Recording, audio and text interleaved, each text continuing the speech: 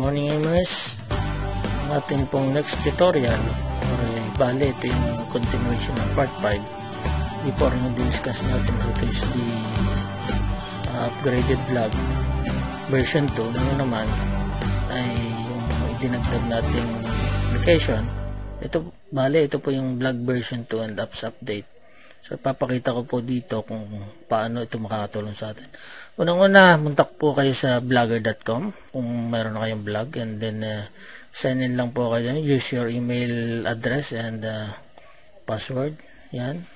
Sundan nyo lang po yan, sign in. Then mapupunta na kayo sa loob ng inyong, ganito po yung CEO, yung loob ng ating blog.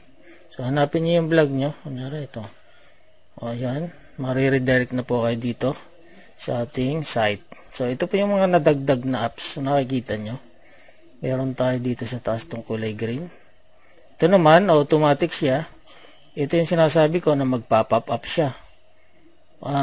Live po yan. Live chat ng FB. So ibig sabihin yung Facebook chat na ilagay natin dito sa vlog. Ito po yung in-inject ko. Ito yung bago nating application. So ipapakita ko kung gaano ka-effective nito. Let's say may mga visitors tayo. So pakita ko lang po para malaman nyo kung paano gamitin yan. So kunyari may nag-message dito.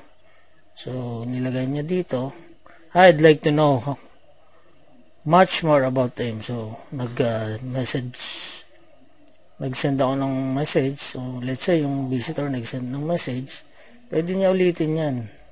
Pwede ulit siyang send ng another message. So saan naman mapupunta yan? Yan.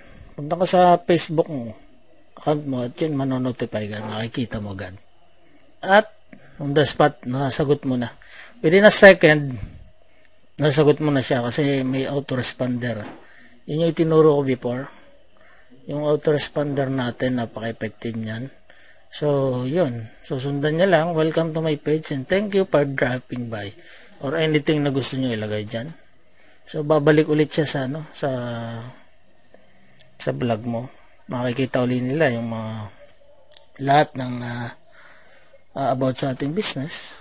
So, magbabrowse lang sila. Isa pang tools dito ay ito yung contact form, yung email. So, makikita nyo, mas maganda yung design niyan. Very professional siya. Ito naman, sa email, yung iba kasi convenient, professionally, mas gusto nila na mag-message na lang sa email. Ito po yung sample. Kunyari, mayroong nag-message sa email and ganito ang kanyang message or anything, blah blah blah. So, ito yung pagka-send, may makikita na agad natin kung sa ating email. So, ugaliin nyo rin na magbisita sa ating email. Diyan. Pupunta ko sa aking email account at ito, makikita nyo na. Diba? Kung saan silang bumisita, makikita rin dito yung ating domain name, ang kanilang email address, nakuha natin, and yung message.